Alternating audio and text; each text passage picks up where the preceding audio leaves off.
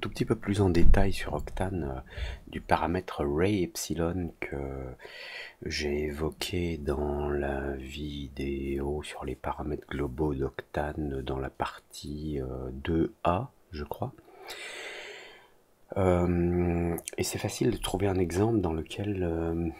Enfin, c'est facile, je ne m'étais pas rendu compte que c'était aussi facile de fabriquer des exemples dans lesquels le paramètre Ray Epsilon se révèle être un avantage ou un problème. Donc on va ouvrir voilà, les paramètres de rendu. Là par défaut j'ai un Ray Epsilon de 0,0001. Et on va faire une scène très simple avec un plan qui fait 400 par 400 et une sphère. Attendez, je me vire de l'écran. Et la sphère, on va lui donner un rayon de 20 cm. On va la soulever un petit peu, on va zoomer un peu.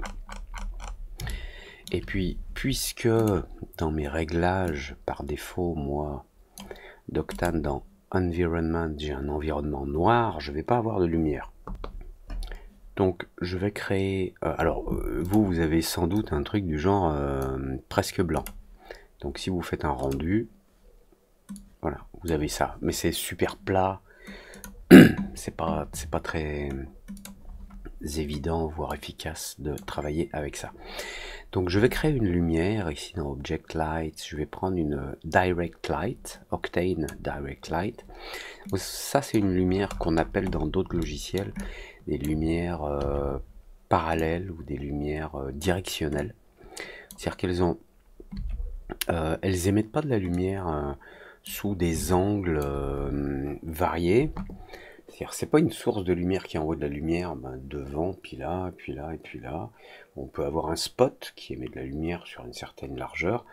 Là, les Direction Light, et ici ça s'appelle Direct Light, c'est une lumière directionnelle. C'est comme si elle venait de tellement loin que quand elle arrive, elle est vraiment directionnelle.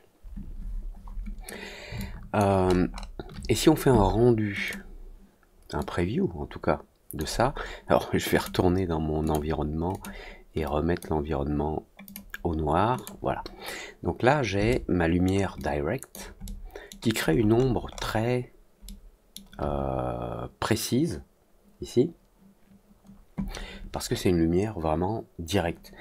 Je ne sais même pas expliquer pourquoi on a un petit bout de flou là au bout. Sampling rate, alors on a un spread angle ici, ça vient peut-être de ça dans la lumière. Ouais, si je mets le spread angle à 0, voilà, on n'a pas de diffusion, la lumière elle se diffuse pas. On peut ajouter un petit spread angle qui donne l'impression que voilà, la lumière elle n'est pas juste directionnelle, elle s'élargit un petit peu, ce qui permet de créer ce flou. Mais on voit surtout ici, vous voyez ces taches noires au bord de ma sphère.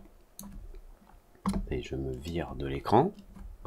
Alors, même si on a un lissage Phong sur la sphère, là, le tag ici, qui dit que si l'angle entre deux faces ne dépasse pas tant, c'est arrondi, on a ces carrés qui apparaissent.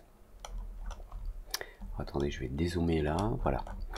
On a ces carrés qui apparaissent, et là on peut se dire, ok, puisqu'on voit aussi sur le bord ici, on voit les angles de la sphère. On peut se dire, bon, c'est ma sphère qui n'a pas suffisamment de définition. Donc si je vais dans la sphère et que au lieu de 32 segments, je prends 64, on voit que ça disparaît. Donc, ok, c'est bien, mais si je zoome, en fait, ça disparaît pas tant que ça, parce que là, si je zoome suffisamment, on voit, enfin j'espère que vous le voyez ici, ce petit carré là. C'est-à-dire que la lumière, elle arrive avec un certain angle. Alors on a un carré là en bas aussi. La lumière, elle arrive, elle sait qu'elle touche une surface. Et donc la lumière va être un tant soit peu réfléchie, notamment, pour revenir ici sur le sol, avec l'angle. Donc la lumière arrive avec un certain angle, elle repart avec l'angle opposé, puis elle va venir ici sur la surface. Le problème c'est qu'on a un petit défaut là. En fait, c'est une erreur de précision de calcul. Donc si je remets ma sphère à 32 segments, là, l'erreur de précision de calcul, on la voit très nettement. Hein, on voit ces carrés qui apparaissent. Souvent, on se dit, ah, il faut que j'augmente la définition de ma sphère. Mais en fait, non. Il s'agit du fait qu'à l'échelle où on travaille dans Cinéma 4D, du fait que quand le rayon de lumière arrive, Octane te dit, ok, le rayon de lumière arrive, je pense qu'il arrive là, avec des coordonnées X, Y, Z, et puis il essaye de le refléter en utilisant les coordonnées X, Y, Z, enfin, en utilisant le vecteur de direction, l'endroit où il arrive, et il se dit, bon, bah ok, je repars de cet endroit pour aller ailleurs, et parfois, et là c'est super évident, le point d'arrivée, attendez, voilà, le point d'arrivée de la lumière, attends, je vais vous le faire dans votre sens, la lumière elle arrive sur la sphère, puis à partir de là je fais un nouveau calcul pour voir comment la lumière repart. Le problème c'est que j'arrive là sur la sphère, mais à partir du moment où Octane va essayer de recalculer le rebond, il va dire ok, tu es là, il se passe quoi ici? Et malheureusement, avec un ray epsilon qui est trop faible, et des variantes d'erreurs de calcul liées à la précision globale des nombres utilisés, que ce soit la partie entière ou la partie à virgule, on va dire, des nombres, il peut y avoir une erreur. Au moment du rebond, Octane pense que les rayons de lumière qui arrivent là se trouvent derrière la face de la sphère. Et pour corriger ça, on a le paramètre ray epsilon. Ici, on a le ray epsilon et on va forcer Octane à décaler un petit peu la valeur, enfin les coordonnées qu'il utilise au niveau du rebond. Ok, je touche la surface, mais avant de calculer le rebond, je vais reculer un petit peu. Comme ça, je suis sûr de ne pas traverser par une erreur de calcul et de revenir à l'intérieur et de créer une ombre. Donc, le rayon arrive, epsilon, il recule un petit peu et il rebondit. Et vous allez voir que si j'augmente le epsilon, donc là on a 0,0001, si j'enlève un 0 et que je relance le calcul, vous voyez, le défaut disparaît illico. Ça dépend de la scène, enfin de l'échelle de votre scène. Enfin, ça dépend de l'échelle de votre scène, voilà, et de la taille des objets. S'ils sont suffisamment loin, on voit pas le problème, il n'est pas super apparent. Si les objets sont très présents, petits et tout, et que l'erreur peut arriver, elle arrive. Et ça, vous pouvez le corriger en augmentant le ray epsilon. Généralement, ce qu'on fait, c'est que on multiplie par 10, puis par 10, puis par 10.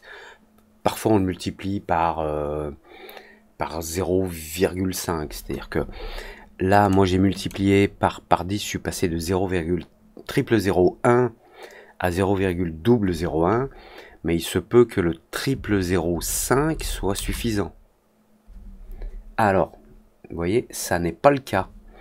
Si je reviens au 0,001, on voit bien les carrés là, les faces.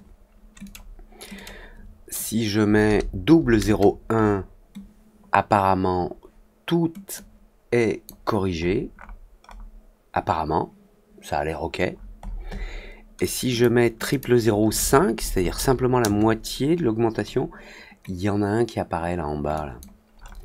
Je vais zoomer. Je vais mettre là. Allez, je pousse ça. Voilà. On a un petit défaut qui apparaît ici. Voilà. Là, on le voit mieux hein, si je zoome. Voilà. Donc ça, c'est un rayon qui est arrivé en collision. Et quand on calcule le retour, le départ du retour se fait derrière la face. Et ça crée une ombre. Problématique. Bon, Donc, soit c'est suffisamment loin et on ne s'en rend pas compte, soit c'est pas assez loin et on s'en rend compte. Donc là, on augmente le ray epsilon pour forcer les rayons à se décaler, à s'éloigner un petit peu des surfaces quand ils repartent. Tout dépend de l'échelle de votre scène. Voilà. C'était le ray epsilon en image. Ça peut provoquer d'autres effets d'ombre, souvent sur des bandes horizontales ou verticales. On peut avoir des bandes étranges. Essayez d'augmenter le ray epsilon en général. Ça résout le problème. Allez, à tout de suite pour la suite.